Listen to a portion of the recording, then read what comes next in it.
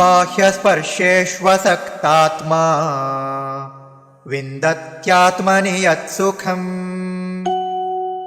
स ब्रह्मयोगयुक्तात्मा सुखमक्षयमश्नुते।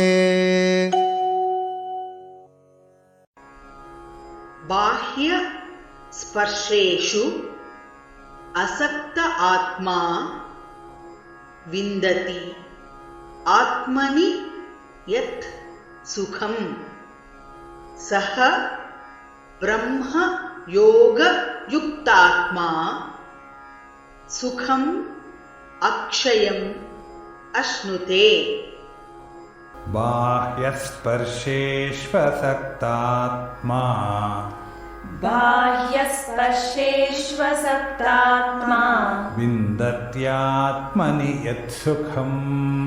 विन्दत्यात्मनि यत्सुखम् स ब्रह्मयोगयुक्तात्मा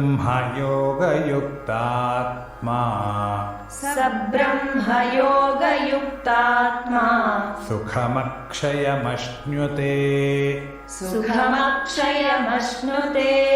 बाह्यस्पर्शेष्वसक्तात्मा विन्दत्यात्मनि यत्सुखम् स ब्रह्मयोगयुक्तात्मा सुखमक्षयमश्नुते। बाह्यस्पर्शेष्वसक्तात्मा विन्दत्यात्मनि यत्सुखम् स ब्रह्मयोगयुक्तात्मा सुखमक्षयमश्नुते।